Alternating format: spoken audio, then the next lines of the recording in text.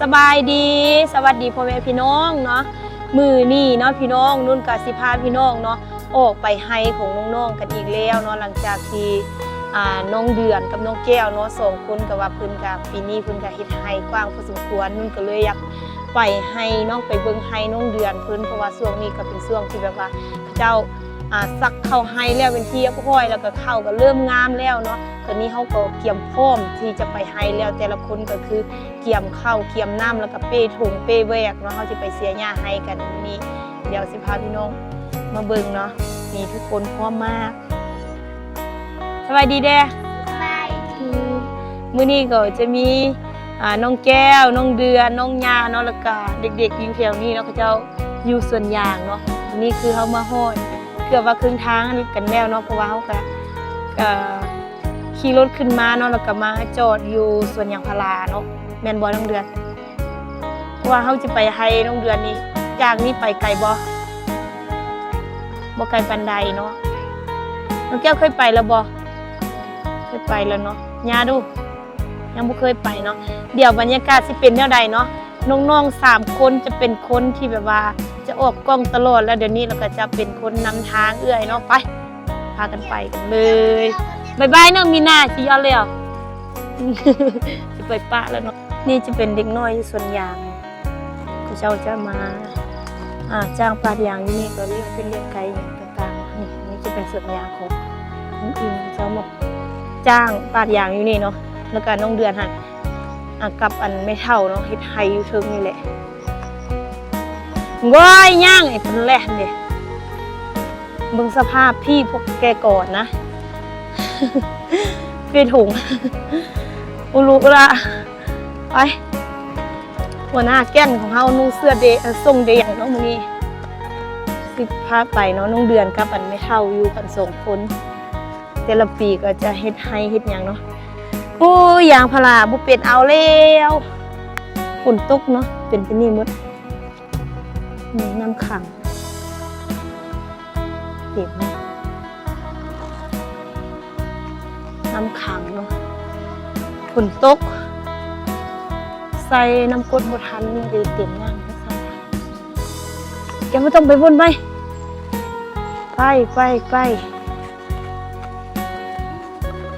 ฝนบ่ตกนี่เขาก็ได้ลายเลยเนาะโอ้ยล่มแล้วเรียบร้อยแล้วพระเอกเขาแต่ละอัน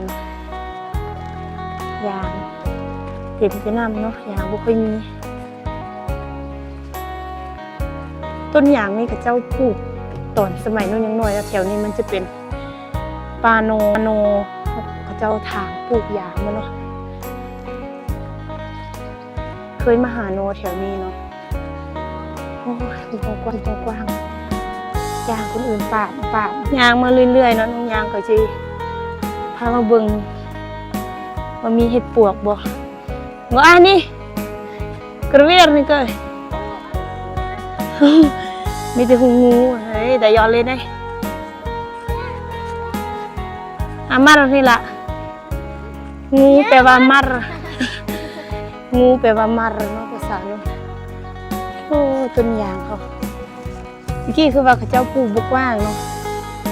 แต่เบิ่งไปเบิ่งมาก็น่าจะประมาณ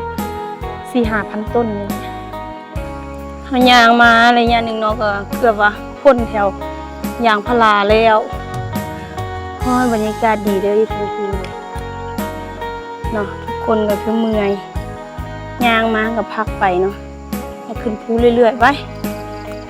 เฮาสิไปสิยางเนาะจะเศร้าเลยเนาะโอ้แถวนี้มันสวนของเราเด้นี่สวนสาลีเนาะลึกขนาดเลยสวนสาลีคนมากันหมกทั่วเนาะหมกทั่วเริ่มมีดอกแล้วเด็กดอกลายเนาะดอกหมกทั่วโอ้ยหมกทั่วทั้งสาลีออกมาหลายแล้วนี่บนเขาจะไปเสียงานบ่มยังไงเลยไก่แถวนี้ก็เป็นไฮเขาเจ้าได้ให้เข้าแล้วก็เขาเจ้าปลูกยางซับเด็กเนาะนี่ยางก็ปลูกแล้วยังโบกตายนะ แถวนี้เขายังปลูกอย่างพารานะเขามาเจอกับหนองน้ำอยู่แถวนี้เบิ่งดิเป็นภูอย่างซี่เนาะแล้วพระเจ้าปลูกให้เขาอย่างเนาะแต่ว่าแถวนี้มีหนองน้ำที่แบบใสแล้วก็มีหดต้นไม้ใบหญ้าอยู่ในน้ำนั่นเลยคงใสดีตัวหัวจวบเห็ดงาจวบเห็ดแล้วโหใหญ่มากได้กินวะเดิงเบิ่งทางหนึ่งโอ้เห็ดเบิ่งใหญ่เบิ่งเป็นทางนั้นแบบใหม่ๆเลยสดๆไปบ่ได้กินดีโอแต่ว่าแถวนี้เขาเจ้าซีดยาเนาะเฮ็ดอันนี้ดีกินอยู่สวนนู้นมีบักหลายมื้อหน้าไปเก็บเด้ออยู่สวนนี่มีบักหลายก็ย่างไปเจ้าของก็จะขยันกว่าหมู่เลยในการย่าง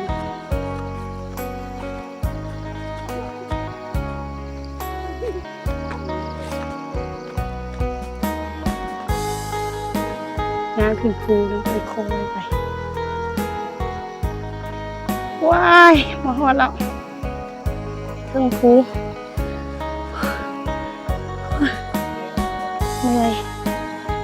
เขาจะโล่นใส่ถุงน้ำเพราะว่าย้ำแล้วให้เข้าให้นา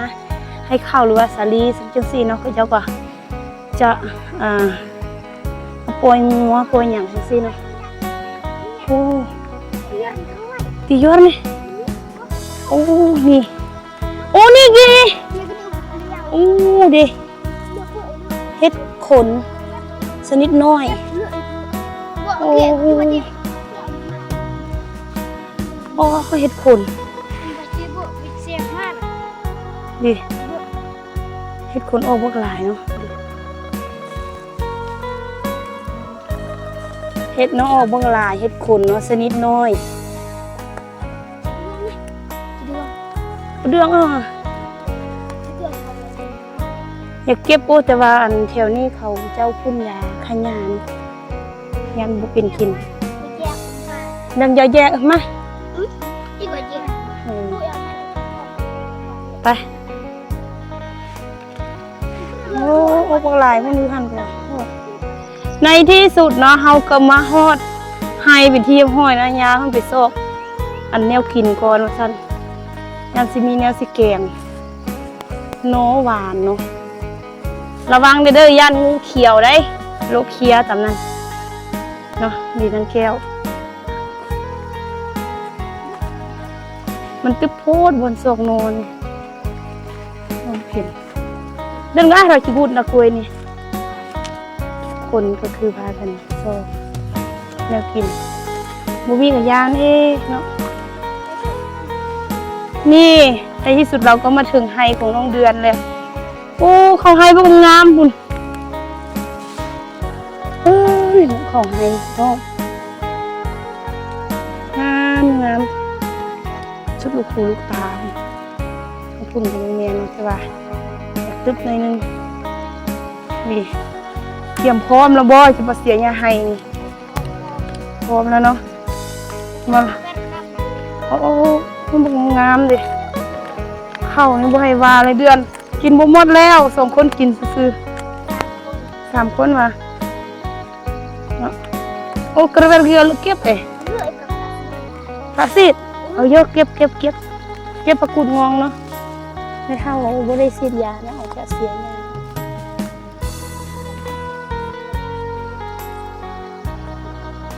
ปลากุดงองลายอยู่เด้อเดือนเก็บเด้อเก็บนี่เด็กๆก็พากันลุกเก็บนะเขากุดงองเก็บมาแกงมาก็มาส่งให้อยู่ในกินพร้อมดีกุดงองบางงามอาหารธรรมชาติยาว่ามีปลาดุงสั้นปลาดุงอยู่ไซอยู่ไฮปลาอยู่โดยสั้นกุดงอง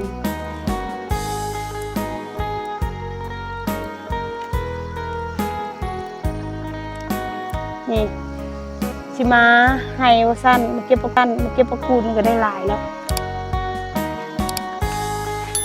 นี่แยกย้ายกันเนาะ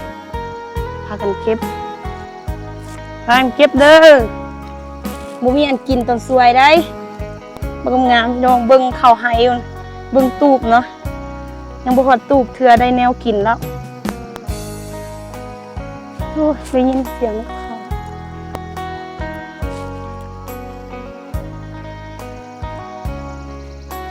โอ้คุณงงไหล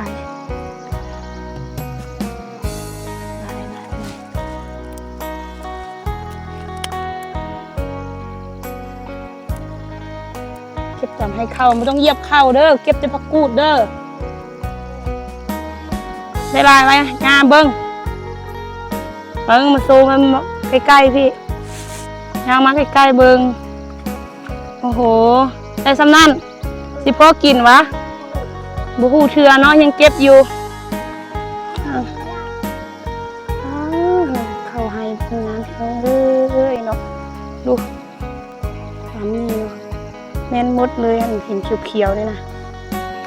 ไก่นั่นกับเจ้าก็ปลูกยางแต่บริเวณข้างๆนี่ปลูกยางแล้วก็ปลูกเดือยน้ำเนาะบรรยากาศดีคักๆเนาะนี่เนาะพี่น้องหลังจากที่เก็บผักกุดงองเนาะมาระยะหนึ่งก็ได้ประมาณของคุณยายผู้เก็บตามห้องขยันเล็กน้อยขยันเนาะเด็กทุกคนคือพากันลกเก็บเนาะย่านจะยังสิบ่ได้อยู่แนวกินเลยเที่ยวยางบ่เห็นเลยจริงนะมันเก็บน้อยเนาะเก็บเป็นงานอันตุ้ยนี่นะมื้อนี้เนาะก่อนที่เฮาจะไปเสียหญ้าให้เนาะเฮาก็ได้แนวอยู่แนวกินกันแล้วพี่น้องนี่มาฮอดแล้วเนาะตูบอยู่นี่เองนี่อันนี้เราจะเป็นห้วยน้ำเลยพี่น้องที่เชิงน้ำไหลลงมาน้ำตูบนี่น้ำขินอยู่นี่ล้างถ้วยล้างอย่างทุกสิ่งนี่ไม่เท่าไม่จะมาเสียอย่างร้านซื้อเบิ้งกูนได้หลายบ่เด็กเจ้าของได้หลายก็มีตูบโบไซอันนั้นเลยเนาะกลางผาบัดเอาตกหนักก็อยู่บ่ได้เต้กลางผาบัดจัง4 เดือนเลยลูกเขาพี่น้องบ่มีหยังเลยอยู่ตูบเนาะมีใจทุกน้ำนี่ไม่ได้มาเยอะแก้วได้หลายก็มูแต่แก้วมีอย่างเลยที่ได้หลายยาเบิ้งโอ้เก็บยาวแท้ได้กี่เปอร์เซ็นต์อันนั้นน่ะบ่ฮู้เนาะมื้อนี้เป็นหยังเนาะถามหยังก็บ่ฮู้จักอย่างเอ้ยเนาะสมองตันเดี๋ยวไปนำไปอย่างนั้นน้ำกินแมงพวกคนบึ้ดนึงเขาจะมาเสียหญ้าเนาะแถวนี้ไม่เท่าไรจะเสียเมื่อวานซืนคุณมาจอดมาเดือนสุดเลยบ่มีอย่างกินโอ้เอากลับได้กันบ่มีอย่างกินน่ะบ่มีอย่างกินเลยเนี่ยกลับได้บ่เห็นระเวียงนี่ตอนนี้เนาะทุกคนอย่านั่งพักผ่อนโยนใจพักผ่อนก็เนาะมาโหดบ่ได้พากันพักเนาะมาโหดปุ๊บไปเก็บผักกุดงองตามพุทธปีถุงลูกเนาะนี่ได้ประมาณนี้โอ้โหมันขายได้แล้วเนาะ10,000เนาะนี่10,000กี่โอ้อันนี้แรงพลังงานการช่วยกันได้แค่นี้แหละโอ้ยเมื่อยยางขึ้นภูจนมองหมดเนาะโอ้ยคุณยาเป็นยังไงบ้างเหนื่อยไหมเหนื่อยแบบนี้จะทำงานต่อไวเหรอไม่ทำดีกว่าโอ้โหนี่ฟ้าลมซอยๆแล้วเขาปังงามตามเนื้อภูเนาะฟ้าลมมากับเขาปังงาม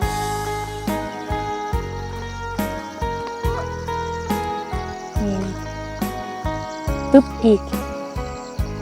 เขางามเลยแต่ว่าตึ๊บเลยหญ้าลายหญ้าลายยังสิเขาในสุดยอดเลยความงาม มาฮอดเนาะนางแก้วอยากกินข้าวเนาะเพราะว่าข้าวเช้ายังบ่ได้กินนี่ทานยานี่กินแล้วแต่ว่ามาก็กินอีกเนาะมื้อหน้าสิตุ้ยได้กินหลายนะบ่ได้เนาะนางแก้วมากินข้าวดำเนาะกับเขียดเนาะ1เขียดนี่เจ้าของก็ทำการรับผ้ารับแวกให้แบบทุกคนไหนเนาะก็ปกติอยู่แล้วเวลามาหัวมาสวนจังซี่เนาะต้องได้รับผ้ารับแวกให้คนที่มาเฮ็ดเวียกสวยได้เนาะรับผู้นี้แล้วก็รับผู้นั้นต่อนี่รับของแต่ละคนไปเนาะเฮามา4คนก่อนจะไปเสียหญ้าทุกครั้งเนาะหรือว่าเวลาเขาเจ้าเสียแล้วก็พักเจ้าของต้องได้เป็นคนรับผ้ารับมีดจังซี่นี่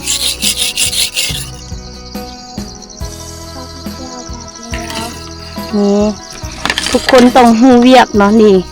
อายุประมาณ9 ปีหรือว่า7-8 ปีขึ้นเมื่อนี่เขาเจ้าฮู้เวียกแล้วเนาะคนอยู่ด้วยมาหัวมาสวนหรือว่ามาให้มานาสิเขาเจ้าก็จะฮู้เลยว่าจะเฮ็ดหยังแดจังซี่อันนี้บ่ฮู้หยังเนาะ มาฮอดดีกินข้าวอยู่เฮือนบ่กินนี่อยู่เฮือนยังบ่อยากเนาะมาเศร้าโพดว่าซั่นเนาะนี่เนาะพี่น้องตอนนี้คือเฮากะเกี่ยมเนาะแต่ละคนก็คือเริ่มแบบว่าจะไปเสียหญ้าแล้วเนาะเจ้าของนี่ไปก่อนหมู่เลยนี่ทุกคนคือขยันขันแข็งนี่กวาดแบบนี้เลยแหละโอ้เวียกมันยากคือจะเข้าเท่านี้ครับเวียกกวาดให้สะอาดเด้อเคลียร์สั่นโอเคบุกไปปันด้วงมือเจ้าโค้งเลยนี่นางเดือนนี้ทั้งวันต้องฟังเจ้าของให้ได้ลงไปเนี่ยไปยืนรัดเขาเนี่ยโถ่อยากของเขาดีนะนี่ก็แบบนี้แหละเขาจะมาเสียหญ้ากันดักวาดไอ้ยูแบ่งกันนี่เนาะพี่น้องเขาก็จะมาเสียหญ้ากันแล้วเนาะคนลงมือ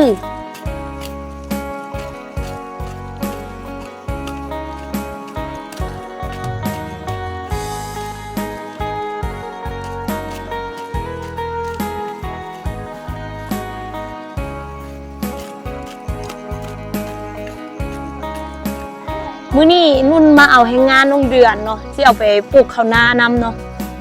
นี่อามาของตัวนี่ตัวมันในอยู่โซ่ละ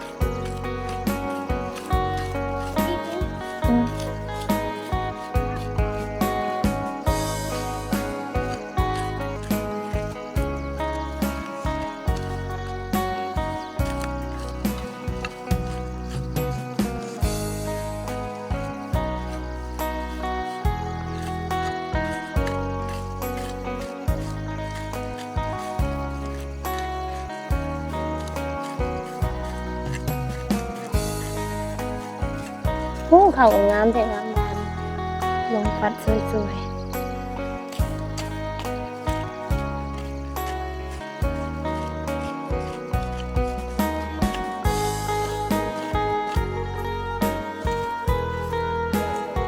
ขอโทษนะนางเดือนฉันสับหัวแก1 ตูด เงินอีหน่วยเยอะอีออริยให้ยังเลือโซซาลีนะล่ะนี่ใส่2 โลนะเราโซบน3 ตูด นี่ล้มกันไปเนาะโอ้มีฮอตไปเนียมเด็กกระเมงกันนี่เนาะนี่อย่างนี้เนาะก็ไปก็ย่วง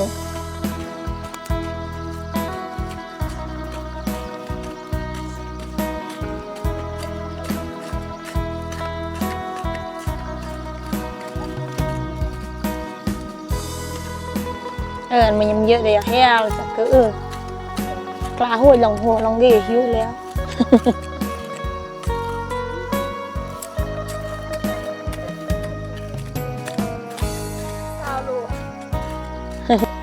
เสียหญ้าไปแล้วก็ล้มกันไปเนาะเกิดจังซี่เลยเวลาเฮาไปเอาให้งานก็จะประมาณนี้เนาะแต่ว่ามื้อนี้มาเอาให้งานน้องเดือนเนาะเพื่อให้ไปดำนาหน่อยนิดหน่อยเขาเจ้าดำนาไว้จังซี่นะ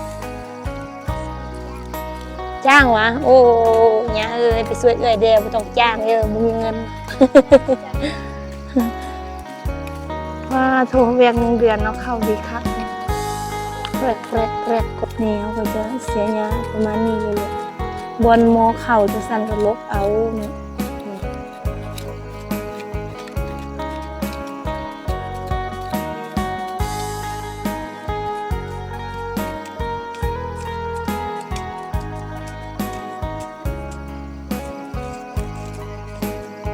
เขาก็งามเสียไปกับเบิ้งเมียเขา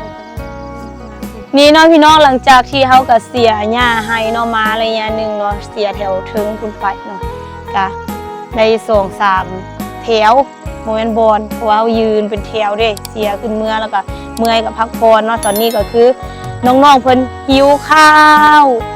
เนาะเขาก็สิมาแต่งอยู่พวกกินตอนสวยมันบ่เฮ็ดหยังกินเก็บผักกุดงอกกิน เก็บผักกูดงองเนาะอันโตเฮาเก็บตอนเช้าหันมันก็ยังบ่พอกินแล้วก็เฮาก็สิมาเก็บอีกแล้วก็สิมาแกงกินอยู่ให้นี่แหละพี่น้องเพราะว่าก็มาให้เนาะก็ตอนแรกผู้ใดจึงสิได้เมื่อเพราะว่าก็ตั้งใจพาเด็กๆมาเที่ยหญ้าให้ของน้องเดือนเนาะมาช่วยกันมาลองเบิ่งเนาะเพราะว่าเขาให้เพิ่นว่าได้ยินแต่น้องเดือนว่าเขาให้บ้างงามๆเลยอยากให้มาเบิ่งสินะก็เลยพาพี่น้องมาเบิ่งเนาะถือว่าคลิปวิดีโอนี้นุ่นก็สิได้ปิดเพียงเท่านี้เนาะขอบใจพ่อแม่พี่น้องที่เข้ามาติดตามรับชมคลิปนี้จนจบและคอมเมนต์ให้พวกเฮา4 คนตลอดมาเนาะขอบใจขอบคุณหลายๆบ๊ายบาย